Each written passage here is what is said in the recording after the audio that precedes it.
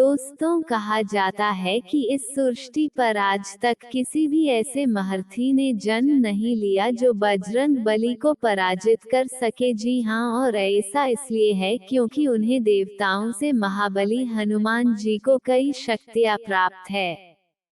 जानने के लिए इस वीडियो को पूरा देखिए।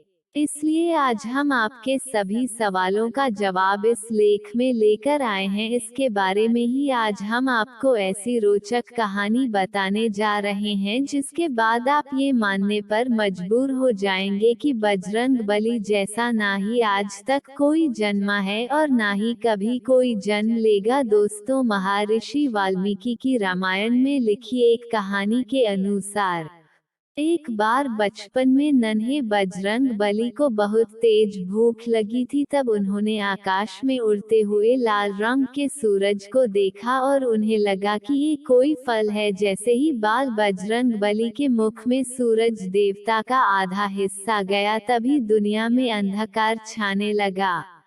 ये देखकर सभी देवता गण घबरा गए। तब भगवान इंद्र ने देखा कि कोई बालक सूर्य देवता को मुख में डाल रहा था। वायु देव को इस घटना के विषय में ज्ञात हुआ तो वो काफी क्रोधित हो गए। नन्हे बजरंग बली को मूर्छित हालत में देख वायुदेव इतना साधा क्रोध में आ गए कि उन्होंने पूरे संसार में पवन का प्रभाव रोक दिया। पवन देव के ऐसा करने से सभी वर्ण जीव प्राणी बिना वायु के सांस नहीं ले पा रहे थे। सभी जीवों और मनुष्यों को तड़पता देख सभी देवता घबराकर वायुदेव के पास गए। तब उन्होंने देखा कि वायुदेव अपने पुत्र बजरंग बली को गोद में लिए काफी दुखी थे। सभी देवता वायुदेव को अपना गुस्सा शांत करने और संसार में वायु का प्रभारोक पुनः प्रवाहित करने के लिए विनती करने लगे। ये देख वायुदेव भी क्रोध में बोले कि अगर वायु का प्रभार दोबारा चाहिए तो पहले मेरे मूर्छित पुत्र को जीवित किया जाए। आखिर कोई इतना क्रूर कैसे हो सकता है कि उसे यह नजर नहीं आया कि यह नादान नन्हा बालक है। आखिर कोई कैसे एक नन्हे बालक पर वजह से प्रहार कर सकता है। ये सब सुनने के बाद सबसे पहले नारद जी ने एक पवित्र जल की सहायता से बजरंग बली को होश में लाया। अपने पुत्र को पुनर्जीवित होता देख वायुदेव का क्रोध शांत हुआ और उन्होंने एक बार फिर से संसार में वायु का प्रभास शिरपू कर दिया, जिससे सभी जीव जंतु सांस लेने में सक्षम हो पाए। इसके बाद सभी देवताओं ने भी खुश होकर नए बजरंग बली को कई तरह के वरदान दिए और इन्हीं वरदानों में से एक था बजरंग बली का गदा, जिसे भगवान कुबेर ने उन्हें दिया था।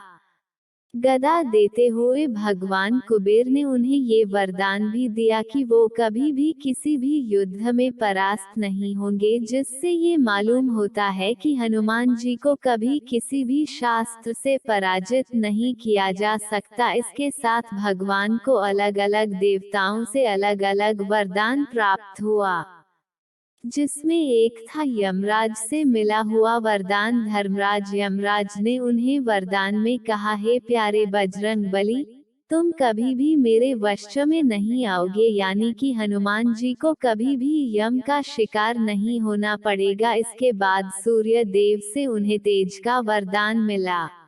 माना जाता है कि सूर्यदेव ने उन्हें अपने तेज का 100वां भाग दिया था। इस कारण है दोस्तों कि जिसकी वजह से बड़े से बड़ा महारथी भी उनके आगे नहीं टिक पाता। अगला वरदान बजरंग बली पर हमला करने वाले खुद इंद्र देव ने दिया था। इसके साथ ही आप सभी को ये तो ज्ञात होगा कि बजरंग बली को भगवान शिव का 11वां रुद्र अवतार माना चाहता है, और उन्होंने भी हनुमान जी को वरदान दिया कि उनके इस अवतार को कभी भी किसी अस्त्र से मारा नहीं जा सकता। इसी तरह भगवान विश्वकर्मा ने उन्हें वरदान देते हुए कहा, जो भी अस्त्र वो बनाएंगे उनका कभी कोई भी असर हनुमान जी पर नहीं होगा। इतने सब वरदान मिलने के बाद वरुण देव ने वरदान देते हुए कहा कि जब बजरंग बली 10 लाख वर्ष के हो जाएंगे तब भी उनकी मृत्यु पानी से नहीं हो पाएगी।